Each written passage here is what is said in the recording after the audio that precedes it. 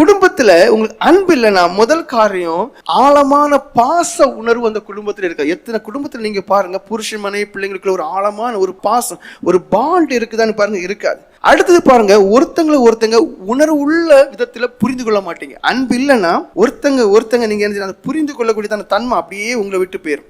அடுத்தது சிறு விஷயங்களுக்கு கூட என்ன ஆகும் தெரியுமா, சண்டையா வெடிக்கும். அடுத்தது என்ன தெரியுமா, பழைய காரியங்கள்ல மனசுல வச்சு மனக்கசப்போட இருப்பீங்க, அது கோபமா வெளிவரும்.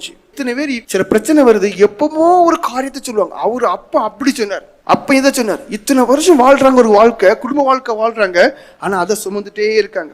அடுத்தது அடுத்தவங்களை மன்னிக்கணுங்கிறதான மனம் வரவே செய்யாது. ஆனா ஒரு வீட்டுல நீங்க பாத்தீங்கன்னா கண்டிப்பா டெய்லி புருஷனையும் மன்னிக்கணும், மனைவியும் மன்னிக்கணும், பிள்ளைங்களையும் மன்னிச்சாங்க. என்னடா டெய்லின்னு சொன்னா, குறைவுள்ள மனுஷன், தவறு செய்யக்கூடிய ஒரு மனுஷன், பலவீனமான மனுஷன். அப்போ இந்த ஒரு வாழ்க்கை, நமக்கு ஒரு குடும்ப வாழ்க்கை இருக்கும்போது ஒருத்தங்களை மன்னிச்சா பிரச்சனையே இருக்காது. இது என்ன, மன்னிக்க தவறுறீங்க, அங்க பிரச்சனை அதிகமாகும். அடுத்தது இந்த மன்னிக்கக்கூடிய தன்மை அன்பு இல்லாத இருக்கும் போது குடும்பத்துல ஒவ்வொருத்தங்களும் சேர்ந்து வாழ்ந்தாலும் தனிமையை உணர்வாங்க. ஒரு அந்நியம் போல அந்த குடும்பத்துல இருப்பாங்க. ஒரு பாசத்தை எதிர்பார்க்க முடியாது, ஒரு உணர்வை எதிர்பார்க்க முடியாது, ஒரு அன்பை எதிர்பார்க்க முடியாது. ஒவ்வொருத்தங்களும் அதே வீட்டுல இருந்தாலும் ஒரு அந்நியம் போலவே இருப்பாங்க. அன்பு அங்க கிடைக்காது, அரவணைப்பு கிடைக்காது, ஆதரவான வார்த்தைகள் கிடைக்காது. அப்ப எவ்வளவு காரியத்தை தடை பண்ணுது பாருங்க. அடுத்தது என்ன ஆகும் தெரியுமா, அந்த அன்பு இருக்கிற வரைக்கும் அதை எடுத்துட்டு வா, இதை எடுத்துட்டு வா, இல்ல அதை செய்ய சொல்லுவாங்க. அந்த அன்பு இல்லாம போகும்போது அங்க அதிகாரம் மேலோங்கும். அப்படின்னு அர்த்தம் என்ன, கத்து சொல்லுவாங்க, அதை கொண்டு வா, இதை கொண்டு வா அப்படின்னு கத்தி அங்க ஒரு காரியத்தை செயல்படுத்துவாங்க. ஒரு வேலைக்காரிய போல இல்ல ஒரு வேலைக்காரனை போல அங்க வேலை வாங்கும் போது அதனால எல்லாருக்குமே சலிப்பு உண்டாகும். அந்த வாழ்க்கை நல்ல வாழ்க்கையாவே இருக்காது. என்ன ஆகுதுன்னா, வெறுப்புணர்வு அதிகமாகும். அதுக்கு அடுத்த கட்டம் எங்க போய் நிற்கும் தெரியுமா, சந்தேகத்துல போய் நிற்கும். ஒவ்வொரு செயல்லையும் சந்தேகம் வந்துடும். கடைசி எதுல வருது தெரியுமா, அமைதி இல்லாம குழப்பமான ஒரு சூழ்நிலை உங்களை கொண்டு விடும்.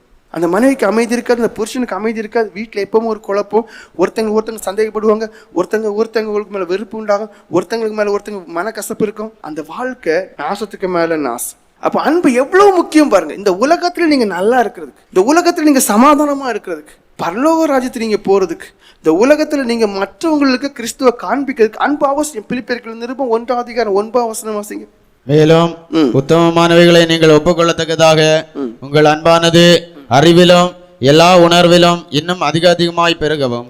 பாருங்க, பவுல் அப்போஸ்தலர் என்ன பண்றாரு பாருங்க, பிலிப்பு பட்டணத்துல உள்ளதான சபையாருக்கு எழுதாரு, அன்பு குறித்து நீங்க கேள்விப்பட்டதெல்லாம் சரிதான், கொஞ்சம் போல வச்சுக்கிட்டா போதாது, அந்த அன்புல பெருகணும்னு சொல்றாரு. அப்ப சபையாரு அன்புல பெருகக்கூடியவங்களா இருக்கணும். ஒருத்தங்களுக்கு குறைகளை ஒருத்தங்க தாங்கி, ஒருத்தங்க குறைகளை ஒருத்தங்களை மன்னிச்சு, அந்த குடும்ப வாழ்க்கை, அந்த புருஷ மனைவிகள் உறவு, அந்த பிள்ளைங்களுடைய வாழ்க்கை, அந்த சபையாருடைய வாழ்க்கை அது அதிகமாகணும். ஒரு தீர்மானம் இன்னைக்கு எடுங்க, இன்னையிலிருந்து நான் அன்பு செய்வேன், நான் இனி அன்புள்ளவனாய் மாறுவேன்னு சொல்லி ஒரு தீர்மானம் எடுத்து பாருங்க.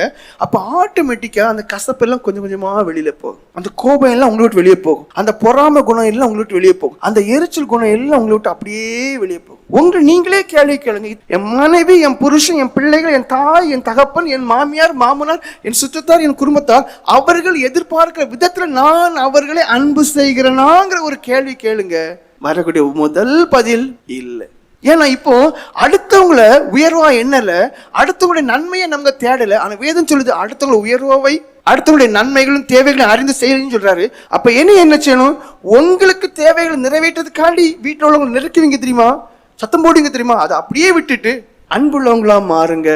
அந்த வீட்டுல அவ்வளவு ஒரு சந்தோஷம் வரும்.